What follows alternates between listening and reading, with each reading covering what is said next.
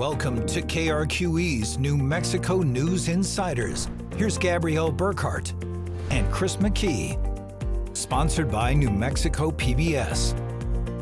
Merry Christmas, everyone. If you're listening on the day that this episode drops, it is Christmas Eve. And if you're watching on television, it's Christmas Day. So happy holidays to you. Thank you for tuning into our show. Absolutely. We have some good news to share for this episode, which I'm really excited about on this week's New Mexico News Insiders, bringing you inside some of the best feel-good stories that we have reported on in 2024. Yes, I love the good news element here because one of the things I think we've run into as reporters, you meet people who say, I don't watch the news. You don't put anything good on the air. And I get it. There are a lot of negative stories we air, but we do air quite a few good ones. And I just would venture, my personal opinion is sometimes it's harder to remember good news stories than it is the bad ones. The bad ones really do stick with you. But that is why we put specials together like this, is to remind people that, hey, we have done these good news stories. We do this special at the end of every year, highlight some of the best stories of 2024. And we've picked two of those stories to highlight here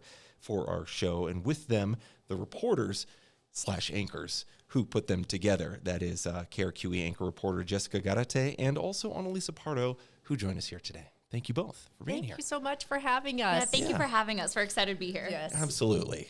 You two are, again, as we mentioned, anchor reporters, but, just for those who have not necessarily gotten to know you a little bit yet, can you just give us a brief introduction for each of you? So we'll start with Jessica here. Tell us how long you've been at KRQE. What is your day-to-day role in the newsroom?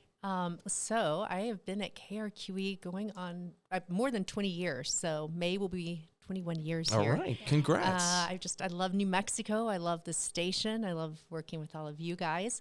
I love raising my family here. So this has been, New Mexico's my home, and I really enjoy it. My day-to-day, some days are really hard walking in those newsrooms and some tough stories, but then I also get days like this one where I get to do some fun stuff. And I was really excited that you guys picked my story because this is one that I typically wouldn't go out and cover, but I really wanted to do it and share the story. So I'm excited. We'll be talking more about it in a moment. But most of my day, I come in, I'm digging up stories, I'm making calls, I'm trying to find different things to cover, how we're going to cover it. I anchor our 4, our 5:30, and our 10, and I help the producers and help with writing during the day, but a lot of it is just writing teases, writing stories. Yeah. A quick brag on Jessica, not to date you even more, because you said you've been here 20 plus years. She just was inducted into the Silver Circle for the Rocky Mountain Emmy. So yay, congratulations, thank Jessica. you. It's a really big honor, and it just shows your longtime contribution to journalism in this community, which I think is really cool that they got to highlight. I appreciate that.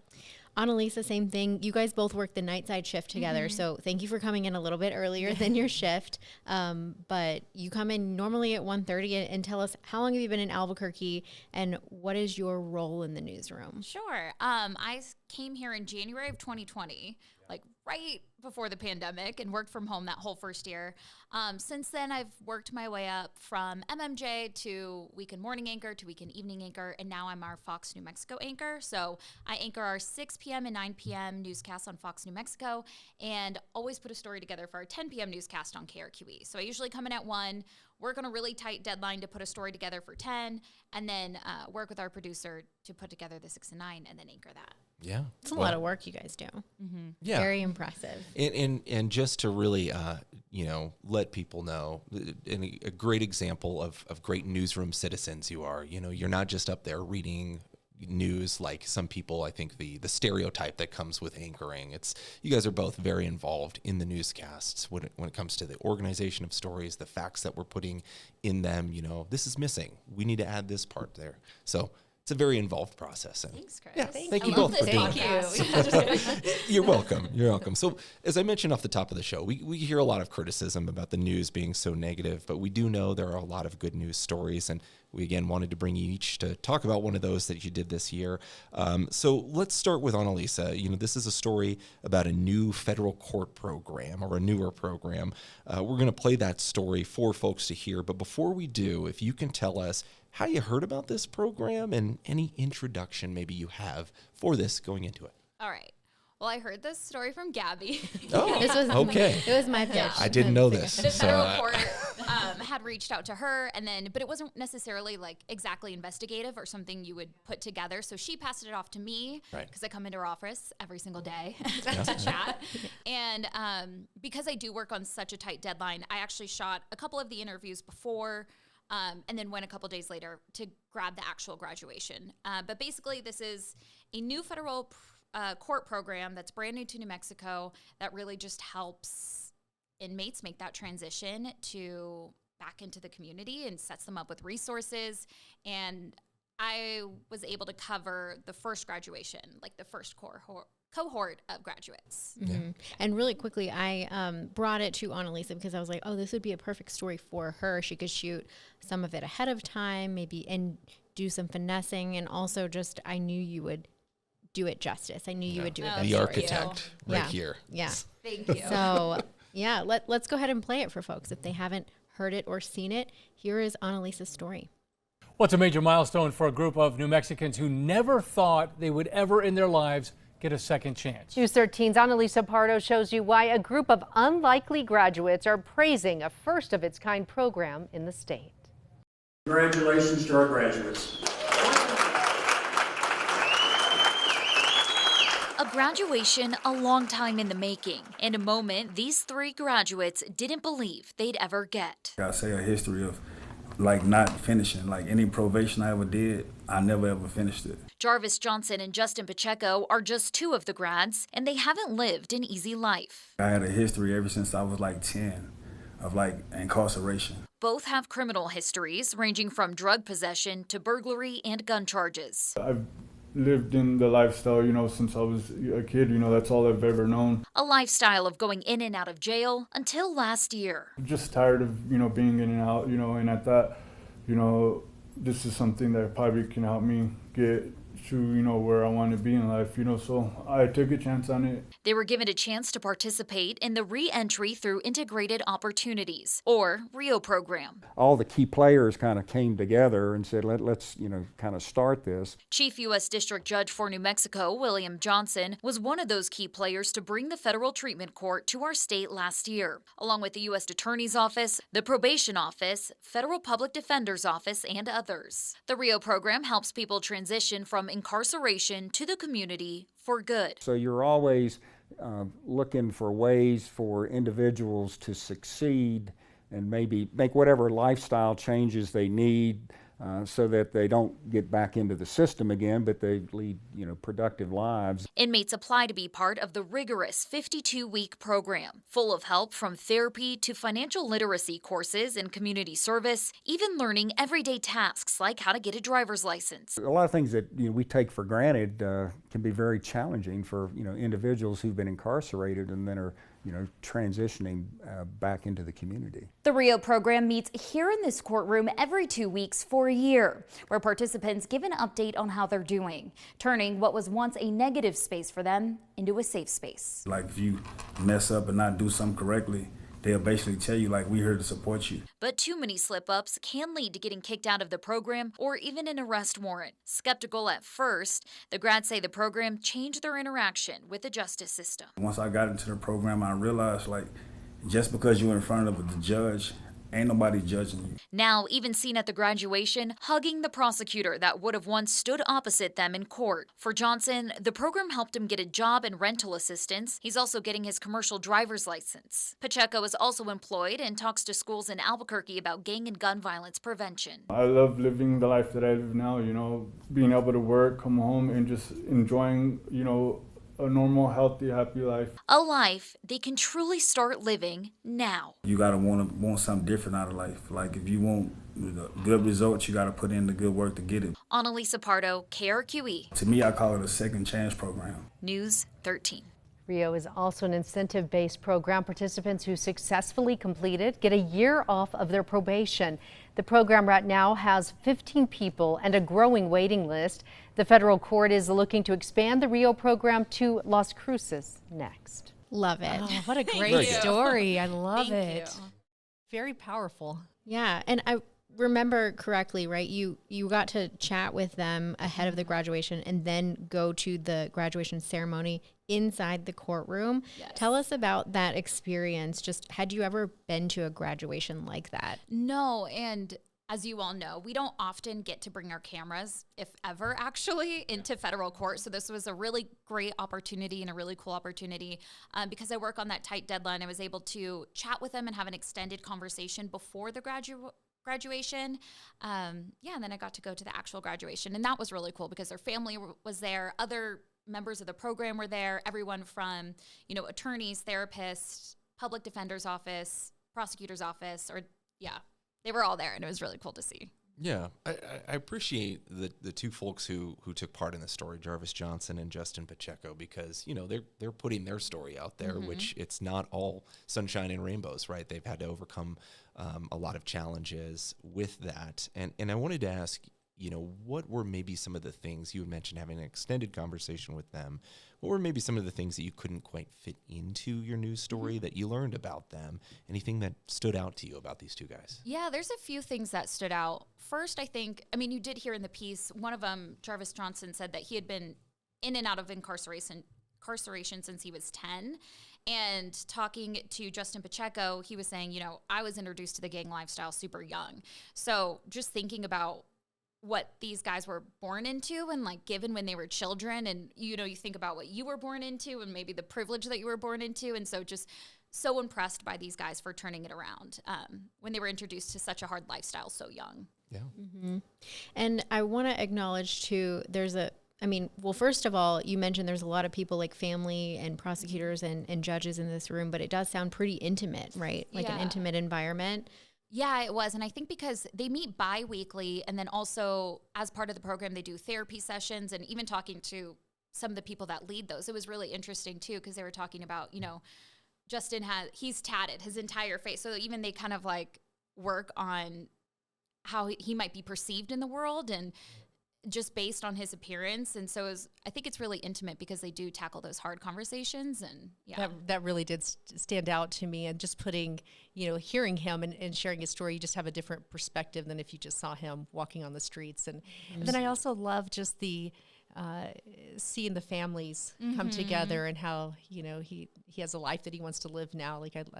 Yeah, I think that's another thing, and why I wanted to put it in the piece, because he was saying originally he was really tired of disappointing his kids and his family, and now he's like, I love working, I love coming home to my family, I love just living a happy life. And that really stuck out to me. Which is so simple, but it's what a great goal to have. There's another moment in your story where you see our U.S. attorney, Alexandria Ubaez, hugging one of the graduates, which you pointed out as a touching moment as a viewer, because these are prosecutors who in any other circumstance would be trying to prosecute these guys and probably trying to keep them in jail. So tell us about just that moment. What sense did you get from the judges and the prosecutors in the room at this event? Well, first, as a reporter, when you're there, you're just on alert. You're looking around, you're seeing what moments to capture. And as an MMJ, didn't have a photographer, so I'm working the camera too. I saw Ubaez walk over to one of the graduates and hug him. And I was like, oh no, I missed it. But then I see him walk over to another graduate. And so I turn on my camera and try to capture that moment. And that stuck out to me because, normally they would be quote unquote on opposite sides and against each other. So it was really special to see them hugging. And Ubaez was just so proud of these men and the judges as well, who brought this program in and worked with them throughout the 52-week program. Were just so proud of them and had been there maybe through the hard times too, where they almost dropped out of the program but kept going. So it was really cool to see that change in relationship between them. And as you heard Jarvis said, just because you're in front of a judge he said, no one's judging you. And I think that was really cool. Ain't nobody judging you. Ain't nobody judging you. Which I love, because it's like these people who have, in any other circumstance might be trying to prosecute them or get them in jail are really like kind of their cheerleaders. Exactly. And that was really special to see. And it shows you more about the prosecutors too. Like, they truly want the best for our community as well. And especially when people are going to be reintegrated. Something Ubaya said was, why not help them? Like, why not help? If everybody's going to be in the same community, why not help them make it a better one? Yeah. Yeah. When you think about the experience that they've lived, just, I'm sure getting dropped out of jail does not set you immediately up for everything that they are going to then experience in life. I mean, and we all have our own issues just getting by day to day. You know? And they learned through this program very life skills that we would learn maybe from our parents or teachers or anything, like how to file taxes, how to get a driver's license, how to work the city bus system. So it really is a really comprehensive program. Yeah. Did Jarvis or Justin share any of their goals with you about what they want to do after graduation, and how confident did they seem like they're going to be able to stay on the right path? I think they seemed confident because, Jarvis was really open about being very skeptical at first and almost got out of the program before, I believe. But through that hard work, I think they're now doing really, really well. Jarvis was in the process of getting his commercial driver's license. He's still doing that. Do I give an update on all of them? Yeah, you can give us an update. Okay, so the update, Jeffrey, who's the third graduate, I didn't get to interview, but he's now a mentor for the program. So he's still involved, but now mentoring people who are in his situation, which is really cool.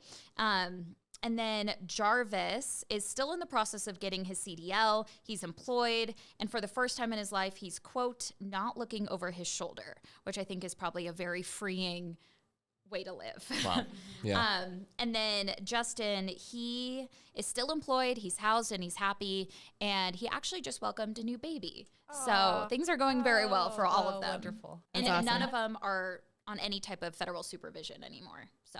Wow. Very cool. It sounds like this program will be around and they're hoping to bring in more participants. You mentioned this was the very first graduation. So what are the qualifications for somebody?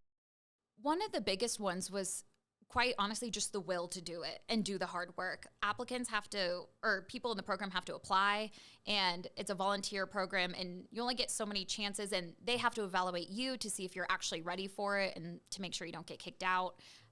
So those are some of the qualifications. And it, like I said in the piece, it is incentive-based. So if they finish the 52-week program, they get a year knocked off of their probation. Wow. Okay. Yeah, and it sounds like one of the things that I imagine is maybe driving some people away is it's so invasive. You know, there's a lot of screening, there's a lot of communication that has to happen. It sounds like back and forth. And they were saying, the participants during it, just how rigorous of a program it is. It isn't just like, you meet with a probation officer here and there. It's like you have therapy, you have bi-weekly meetings in the court, you also have your PO. And so they just described it like kind of running around, getting everything done, hitting all their marks. And they just described it as very intense. Yeah.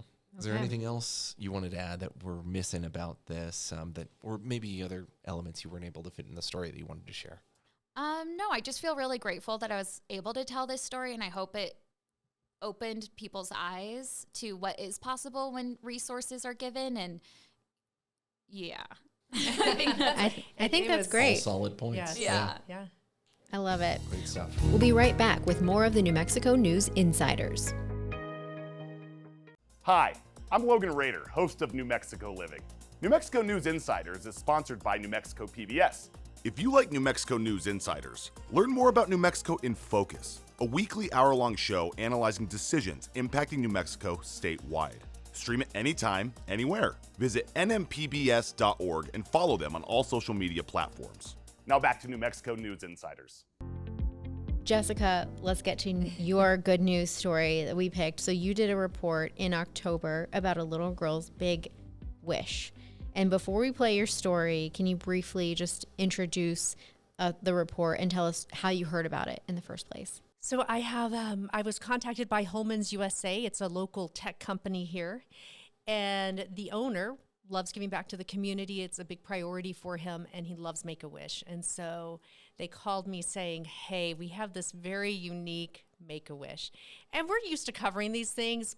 kids want to go to Disneyland. They want to go to their favorite concert. They want to, those are usually typically the kind of make-a-wishes. Yeah, that Bat Kid was one of the ones that was very, very well known in the years past. Yes. Whole day as Batman, I remember. Yes.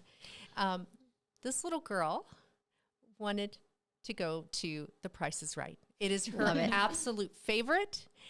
And since we're CBS and we air The Price is Right, they had Holman's was going to present her with this Make-A-Wish trip and did it in such a wonderful way. And they wanted me to be there, and I was more than happy to. You're like, put me in. Yes. Okay. All right. Well, let's play Jessica's story. Well, Disneyland, meeting your favorite singer, or swimming with dolphins, those are the typical Make-A-Wish trips. But not for one Albuquerque girl whose dream centers around a game show. Tonight, a look at her wish coming true. She was a micro preemie. She was just under a pound when she was born. Phoebe has a long list of health issues. She's had 3 open heart surgeries, has a pacemaker, and is legally blind, which means she has a lot of time in hospitals. Which would have been her 4th surgery at that point. And a lot of complications following that surgery. So we ended up, we were in the hospital for another 6 months. But there was something playing in the background that always lifted her spirit. Your brand new Porsche! The popular game show, The Price is Right. Whether you are at home, well or sick, or in the hospital, like Price is Right is always on. It's always there. Now 8 years old, Phoebe loves the people on Price is Right and feels connected to them. Her obsession with The Price is Right probably mostly has to do with the fact that it is positive and joyful, and she can cheer for she loves to cheer. So Make-A-Wish teamed up with Holman's USA, a New Mexico tech company, to create the game show here. Complete with her favorite games from the show. All right, you're at 75. And a full audience. High five, girlfriend. Yeah! Plus plenty of prizes, with the top prize, a special announcement. Do you recognize this voice by any chance? I'll give you a hint. It's George Gray, the announcer for The Price is Right. Are you ready for a really fun surprise? All right, here we go. Phoebe, come on down! Holman's is helping pay to send Phoebe and her family to California for a taping of The Price is Right. Thanks for letting me play, Dennis. A little girl who said thank you after every gift. And where workers prove the price is always right and the crowd is always cheering you on. Holman, CEO and president. When I saw the look in the crowd, a lot of them were crying. And I know it has a major impact. It had a major impact on me. Phoebe's favorite is a Christmas episode from 2022. Her favorite contestant is a random woman named Shannon Pfeiffer. She even makes her parents reenact that episode. I just love that. Yeah, I mean, she wears what Shannon wears. Oh my she gosh. has a Christmas sweater. She has it completely memorized. This one episode, so the parents have to play along. Sometimes the dad has to be Shannon. I love that it's Sometimes Christmas she's too. Shannon. Yes. Yeah. What made that episode, that contestant, her favorite? I don't She know. just latched on. I don't know. And That's I so asked cool. I asked her mother. I'm like, what? Why is this? Who is this Shannon Pfeiffer? And why is she so? And she's like, we don't know. That's just her favorite. She loves everything about that episode. We have it recorded. So. Wow. I love the parents too, like just that it's joyful, and like her mom gave me just like joyful vibes too. And I think, for them, they've gone through so much with their little girl, and she still has surgeries to go through, and her vision, it's impacting her vision, and they've gone just through so much. I mean, you saw the pictures of her as a baby, and I mean, she's the size So of a hand, tiny. like she's just itty bitty, and they didn't think she was going to survive, and for her to be here. And let me tell you, the little girl has the best personality. Like, she's so cute, and she was just so thankful. You did see her like covering her ears because it was loud, and everyone, the workers at Holman's really made it a Price is Right atmosphere. So it was really, That's fantastic. it was fun. I love that, saying just how much she went through. And then one of the reasons she loves this show is to be a cheerleader for like other people. I think that just speaks volumes about her heart. Yeah. She's very, very thoughtful, very kind little girl. And then one of the big surprises too, that Price is Right was flying her and her family to a show taping. How fun is that? Oh, and that they had George Gray. You heard the voice, the famous voice, come on down. Like, I just loved it. And you could just see the joy. And it took her a second to realize, like, what? I'm going to the Price is Right? Yeah. And they were going to fly her out. I believe this aired in October, so they've gone and they've taped the actual episode. And so it hasn't aired yet, but she has gone and taped it, because, they taped those stuff early on. But I saw some pictures already, and she was very excited. It was very cool, and there was a surprise guest. So when it airs, we'll have to let you guys. Wonderful. Okay. We'll let your audience know. So. Yeah, not your typical kids show, but I mean, did you learn anything else about why this sort of obsession with Price is Right? Her yes, parents? and it really meant something. I could tell they'd spent so much time in the hospital, and you turn on the TV and the Price is Right is always on. And so it was always on. And I think that really grew her infatuation. And when you're at home, it's always in the background. It's just one of those shows that you turn on. I mean, when I get dressed, I have Price is Right, after, before our noon show, playing. And so I think it was just one of those where it comforted her. I mean, knowing, whether she was in the hospital or at home, she had this connection with the Price is Right, and it was just a comfort. And then she just did, she loved the games. And to credit Holman's USA, the tech company that put this on, they even went as far as making her favorite games. And so they had the Wheel of Fortune, and they had one made. It's a tiny one that she got to keep. That's and cool. It's so cool. It was custom made. It was amazing. I guess there's this woman that makes these. Actually, they found her on Etsy that makes these actual games. So it was really cool gifts. Wow. So one of the things that, for everybody who puts together news stories, we have these experiences. You meet people, you get to share their story, and then you have to condense it into a minute and a half, maybe 2 minutes. That's so hard, I know. But so you were there at this, and you got to interact with the family. Can you just describe the energy at that event? Because, your story, we got a glimpse of it in the however long it was, but shortened version. What was the energy like? It was amazing. They had it just planned out so perfectly that they had the signs for her and how it was going to happen. She thought she was there for a tour of Holman's. So she had no idea that when she came in through that door that she was going into a Price is Right game. So they had really set it up. And it was just seeing her and the excitement, and then all the Holman's employees were there, and you could just see them tearing up, and how touching it was. And then all of them brought gifts for her. She had so many gifts, and everyone, she's like, thank you.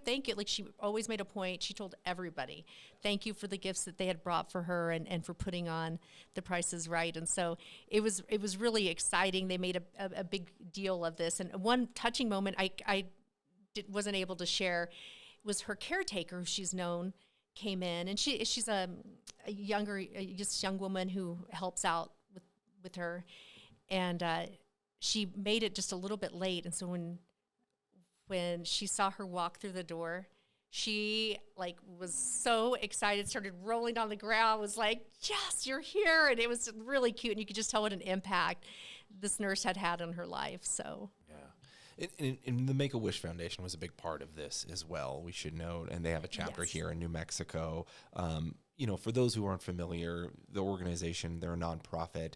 They end up granting these kind of life-changing wishes, or the biggest wish this kid had ever thought of, for kids with critical illnesses. But it is important to note as well that, not all of the wishes they grant are these sort of final wishes before a kid may, end up losing their lives. These are for kids as well who've dealt with serious complications, but are, still thriving. Yes, absolutely. She still has some surgeries to go through, and and she still faces a lot of struggles. And that's what I love about Make-A-Wish, is that they're able to take those kids away from those times, and she's going all those painful times and spending so much time in hospitals, and she has spent so much of her life in hospitals, that they're able to get them away from that. And so she does have a lot of health matters she still has go through, but you could tell like the parents were, you know, for someone they didn't think was going to live this long and be here and just have the greatest personality. Yeah. It's just a lot of fun. I love that. I'm going back to the first part of your story when you showed pictures of Phoebe when she was born. Less than 1 pound, a micro preemie, just wild to think about. What else did you learn from her family? I find that a lot of times when we meet people like this and you realize like just the positive like energy that they exude is so infectious. But what else did you learn from her family? It really is. They're really lovely parents. I really enjoyed sitting down with them and just talking to them. And they just have such a positive outlook. Like you've gone through something that most people don't have to go through. I mean, it's such a small percentage that are micro preemies. And then to have to spend this much time and they're just so grateful. They're just like, you know, we didn't think we'd be here 8 years later and watching her grow and her just bringing so much life to their life.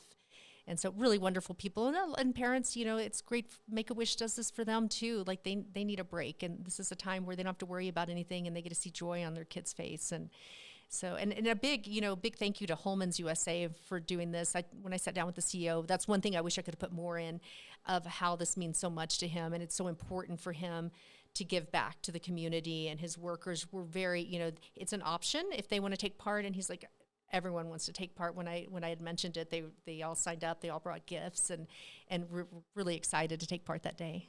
That's neat. How is Phoebe doing today? She is doing great, and I can't wait. I'm really excited to see this episode. So as soon as I know when it's going to air, I'm trying to track that down. I will be watching. I will have it on, and I can't wait to cheering her on. Cheering her on. But it took her a while for it to soak in that she's like, what? I'm actually going to be there. And so, yeah. We'll be right back with more on New Mexico News Insiders. Hi, I'm Monica Wicki, host of New Mexico Living. This episode of New Mexico News Insiders is sponsored by New Mexico PBS. If you enjoy New Mexico News Insiders, check out New Mexico in Focus, a great source for insights about what's happening in our state. Catch their podcast and videos at nmpbs.org or stream it anytime, anywhere on the free PBS app. Now, let's continue to New Mexico News Insiders. Anything else that we're missing that either of you wanted to add, or anything that you just want viewers to take away from maybe watching some of these reports? You go first. No, you go first. I as Chris was mentioning at the beginning of the show, a lot of times I get always like, I can't watch the news because it's always bad news, and it's always, and for us as reporters, it's hard reporting on a lot of stuff that we have to report on day in, day out. So it's stories like these that I just love, and I love being able to share those kind of stories. And there is a lot of good work in our community, and I really try to balance that out. And sometimes people will text me or call me like, I don't know if this is something you guys would cover. And I'm like, yes, absolutely, because I want to balance out and show good stuff in our community as well. Yeah. Mm-hmm. Yeah, everyone listening, send us your story ideas. Yes, absolutely. Yeah, we don't know about it until someone tells us about yes. it. That is a big part of this game. Yeah. I think for me, just part of the reason I love being a reporter is that I believe that it can bring empathy, like within our community, whether it's, the family that Jess interviewed, you really get to see what they go through and how much something like this means to them, or the, incarcerated that I interviewed, and just what they were born into and what they can do with resources when they're given. And it's a walk of life that many of us don't know unless you've lived that. So I just hope that from our news stories, even whether they're bad or good, you just have a little more empathy for the other people in our community. Absolutely. Love that, and love both of you. For everybody listening and watching, if you watch, Jessica and Annalisa anchoring, these are just also really good human beings and really great friends of ours. So watch their work. You will be better for it. Yeah. Well, thank you both for joining us, and same back to you, more Gabby good and Chris. News in 2025 as well. Certainly. Yes. Happy Christmas, happy holidays, everyone. Thank you for listening and watching. Happy holidays. Thank you, guys. Yeah, thanks for having us. Again, a big thanks to Jessica Garate and Annalisa Pardo, our reporter anchors here at KRQE News 13, for sharing those stories, which, again, are all going to be part of this KRQE News 13 hour-long good news special full of those stories, far more. So the first 2 airings of this Good News special, which airs throughout the holiday weeks here on our KRQE family of stations, the first 2 airings, though, will be on our CBS channel. That'll be on the 24th and the 25th at 3 p.m. So they're right in the afternoon, 3 p.m. KRQE. All right. The 24th and 25th. Yeah, we love those good news stories. Keep them coming if you have any. Jessica did also give us an update that the Price is Right episode that Phoebe and her family will be flying to will happen in February. So we'll definitely keep an eye out for that episode and be cheering them on for that experience. Super fun. If you have any story ideas or people you'd like to hear from on our show, always feel free to reach out. I'm Gabrielle.Burkhardt@krqe.com via email and gburknm on social media. I'm at Chris McKee TV, also Chris.McKee at KRQE.com. Also, if you're watching on Fox New Mexico, this full conversation is on KRQE.com/podcast. It's also our YouTube page. Thanks for watching and listening.